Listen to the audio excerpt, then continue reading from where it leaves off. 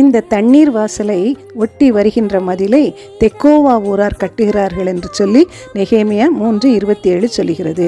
இதே தெக்கோவா ஊரார் மீன் வாசலையும் கட்டினார்கள் என்று சொல்லி நெகேமியா 3:5 நம்ம பார்க்கின்றோம். அவர்களுடைய பிரபுக்கள் இந்த வேலைக்கு தங்கள் கழுத்தை கொடுக்காவிட்டாலும் அவர்களை பின்பற்றாமல் இந்த தெக்கோவா ஊரார் மிகவும் வைராக்கியத்தோடு இந்த மீன் வாசலையும் கட்டினாங்க.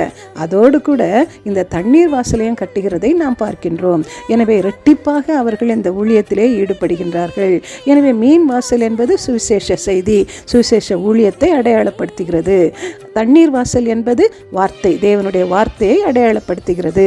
எனவே தேவனுடைய ஊழியத்தை செய்கின்ற ஊழியர்கள் அவர்கள் அறிவிக்கின்றது தேவனுடைய வார்த்தையை மாத்திரம் அடிப்படையாக வைத்து சொல்ல வேண்டுமாக இருக்கின்றது.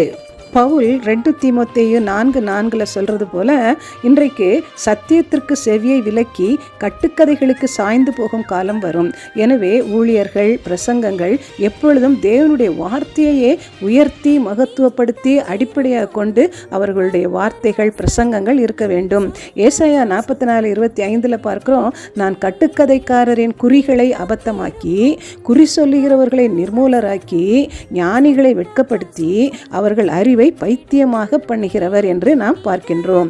அதே போல 1 தீமோத்தேயு 1:3 வேற்றுமையான உபதேசங்களை போதிக்காத படிக்கும் விசுவாசத்தினால் விளங்கும் தெய்வீக பக்தி விருத்திக்கு ஏதுவாயிராமல் தர்க்கங்களுக்கு ஏதுவாயிருக்கிற கட்டுக்கதைகளையும் முடிவில்லாத வம்ச வரலாறுகளையும் நீ கவனியாத படிக்கு நீ சிலருக்கு கட்டளையிட வேண்டும் என்று சொல்லுகிறதை பார்க்கின்றோம். 1 தீமோத்தேயு 4:7 சொல்கிறது, சீர்கேடும் கிளவிகள் பேச்சுமாயிருக்கிற கட்டுக்கதைகளுக்கு விலகி தேவ பக்திக்கு ஏதுவாக முயற்சி பண்ணு என்று சொல்லுகிறதை நாம் பார்க்கின்றோம். எனவே இந்த நாட்களிலே சுய விளம்பரங்கள், பொருளாசையை தூண்டி விடுகின்ற செழிப்பின் உபதேசங்கள், கட்டுக்கதைகள், இப்படி மக்களை கவர்ச்சிக்கப்படும்படி செய்கின்ற பிரசங்கங்களை நடத்தாதபடிக்கு கர்த்தர் தாமே ஒவ்வொருவருடைய பிரசங்கங்களையும் தேவனுடைய வார்த்தையை அடிப்படையாக வைத்து செய்ய